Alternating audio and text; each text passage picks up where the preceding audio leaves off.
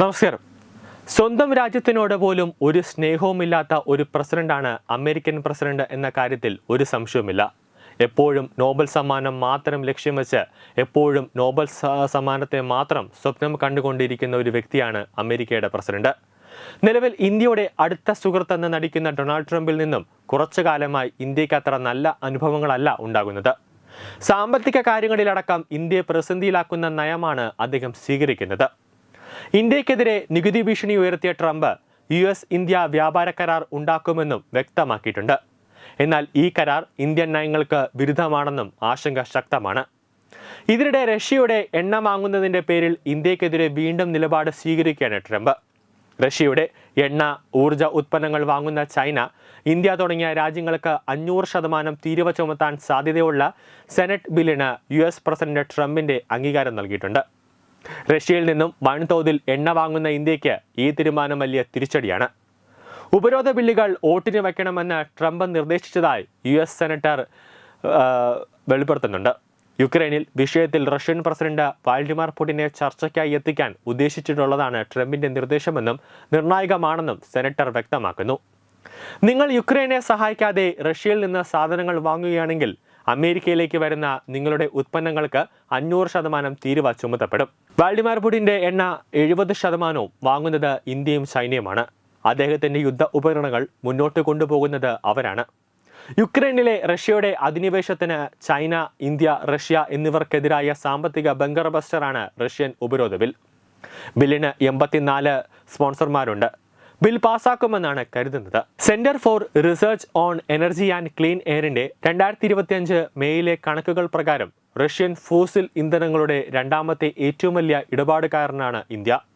Mail 4.2 billion യൂറോയുടെ ഇന്ധനമാണ് റഷ്യയിൽ നിന്ന് ഇന്ത്യ വാങ്ങിയത്. മൊത്തം ക്രൂഡ് ഓയിലിന്റെ 72% ഇന്ത്യ വാങ്ങിയിരുന്നു.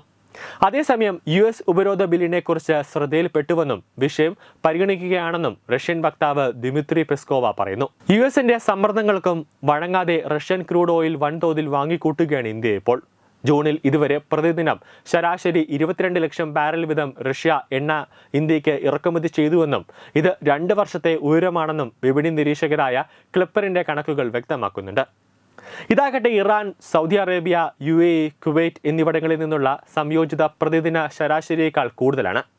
മെയിൽ പ്രതിദിന ശരാശരി 19.6 ലക്ഷം ബാരൽ വീതം റഷ്യൻ എണ്ണയായിരുന്നു. ആ എണ്ണയാണ് ഇന്ത്യ വാങ്ങിയത്. പശ്ചിമേഷ്യയിൽ ഇറാൻ-ഇസ്രയേൽ സംഘർഷത്തിന്റെ പശ്ചാത്തലത്തിൽ ഗൾഫ് മേഖലയിൽ നിന്നുള്ള എണ്ണ ഇറക്കുമതിക്ക് തടസ്സമുണ്ടായേക്കാമെന്ന വിലയിരുത്തലും വൻതോതിൽ റഷ്യൻ എണ്ണയെ ആശ്രയിക്കാൻ ഇന്ത്യൻ വിപണികളെ പ്രേരിപ്പിച്ചിട്ടുണ്ട്.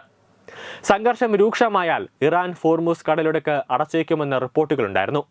ഗൾഫ് മേഖലയിൽ നിന്നുള്ള ക്രൂഡ് ഓയിൽ കയറ്റുമതി നടക്കുന്ന മുഖ്യ കടൽപാതയാണ് ഇറാന്റെ സ്വാധീനത്തിലുള്ള ഹോർമുസ്. 2022 ഫെബ്രുവരി മുതലാണ് ഇന്ത്യ റഷ്യൻ എണ്ണ കൂടുതലായി വാങ്ങി തുടങ്ങിയത്. റഷ്യൻ യുക്രൈനു നേരെ യുദ്ധം ആരംഭിക്കുകയും റഷ്യയ്ക്ക് മേൽ US-ഉം യൂറോപ്യൻ യൂണിയനും മറ്റ് പ്രമുഖ യൂറോപ്യൻ രാജ്യങ്ങളും ഉപരോധം ഏർപ്പെടുത്തുകയും ചെയ്ത പശ്ചാത്തലത്തിലായിരുന്നു ഇത്. റഷ്യ യുക്രൈൻ യുദ്ധം ആരംഭിക്കുന്നതിന് മുമ്പ് ഇന്ത്യയിലേക്കുള്ള മൊത്തം ക്രൂഡ് ഓയിൽ ഇറക്കുമതിയിൽ റഷ്യയുടെ വിഹിതം 1% താഴെയായിരുന്നുവെന്നും പിന്നീട് 40% വരെ കുതിച്ചുയർന്നിരുന്നു. റഷ്യയുടെ റൂൾസ് ഗ്രേഡ് ക്രൂഡ് ഓയിലിന്റെ വിലയാണ് ഇന്ത്യ ഏറ്റവും അധികമായി വാങ്ങുന്നത്. 2025 ഇതുവരെ റൂൾസ് എണ്ണയുടെ 80% വാങ്ങിയതും ഇന്ത്യയാണ്. ഇതിൽ തന്നെ സ്വകാര്യ എണ്ണ വിതരണ കമ്പനികളായ റിലയൻസ് ഇൻഡസ്ട്രീസും നയാര എനർജിയുമാണ് മുന്നിലെന്ന് റിപ്പോർട്ടുകൾ സൂചിപ്പിക്കുന്നു. ജൂൺ 24 വരെയുള്ള കണക്കുകൾ പ്രകാരം ഇന്ത്യ 241 മില്യൺ ബാരൽ യൂറോസ് ഇറക്കുമതി ചെയ്യുന്നുണ്ട്. റഷ്യയുടെ മൊത്തം യൂറോസ് കയറ്റുമതിയിൽ 45% വാങ്ങിയത് റിലയൻസും നയാരയുമാണ്. റിലയൻസിന്റെ മൊത്തം ക്രൂഡ് ഓയിൽ ഇറക്കുമതിയിൽ റൂൾസിന്റെ വിഹിതം 2022 10% നിന്നും ഇപ്പോൾ 36% വർദ്ധിച്ചു. നയാരയുടേത് 27 നിന്നും 72%. അതോടെ ഓരോ ദിവസവും ട്രംപ് ഇന്ത്യക്ക് മേൽ ഓരോ താരിഫുകളും അടിച്ചേൽപ്പിക്കുമ്പോഴും ഇന്ത്യ ഒന്നും മിണ്ടാതെ നിൽക്കുന്നത് ട്രംപിനെ പേടിച്ചിട്ടില്ല. എവിടെ വരെ ട്രംപ് പോകുമെന്ന് വ്യക്തമായി വിദേശകാര്യ മന്ത്രാലയം ഇങ്ങനെ സൂക്ഷ്മമായി നിരീക്ഷിക്കുകയാണ്. ഇപ്പോൾ വിദേശകാര്യമന്ത്രി ജയശങ്കർ അമേരിക്കയിൽ എത്തിയിട്ടുണ്ട്. ട്രംപുമായി നിർണായകമായ ചർച്ചകൾ ഉണ്ടാകുമെന്ന കാര്യത്തിൽ ഒരു സംശയവുമില്ല.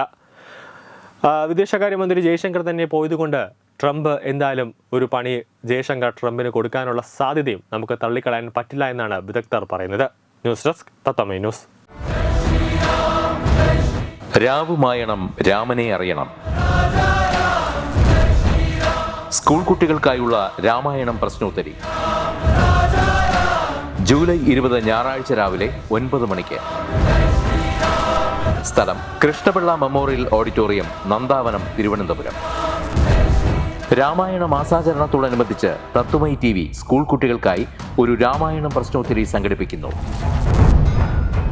ഈ വരുന്ന ജൂലൈ മാസം 20 ഞായറാഴ്ച തിരുവനന്തപുരം നന്ദാവനം കൃഷ്ണപിള്ള മെമ്മോറിയൽ ഓഡിറ്റോറിയത്തിൽ വെച്ചാണ് ഈ പ്രശ്നോത്തരി പരിപാടി സംഘടിപ്പിക്കുന്നത്. 10 വയസ്സിനും 15 വയസ്സിനും ഇടയിലുള്ള കുട്ടികൾക്കാണ് പ്രശ്നോത്തരിയിൽ പങ്കെടുക്കാൻ കഴിയുക. പങ്കെടുക്കാൻ താല്പര്യമുള്ളവർ പേര്, പഠിക്കുന്ന സ്കൂളിന്റെ ID കാർഡ്, ജനനത്തീയതി തെളിയിക്കുന്ന തിരിച്ചറിയൽ രേഖ എന്നിവ സഹിതം 9034347838 എന്ന നമ്പറിലേക്ക് വാട്സപ്പ് ചെയ്യുക. ഒരു കുട്ടിക്ക് 100 രൂപയാണ് രജിസ്ട്രേഷൻ ഫീസ്. പ്രവേശനം ആദ്യം രജിസ്റ്റർ ചെയ്യുന്ന 54 കുട്ടികൾക്ക് മാത്രം. വിജയികൾക്ക് ആകർഷകമായ സമ്മാനങ്ങൾ.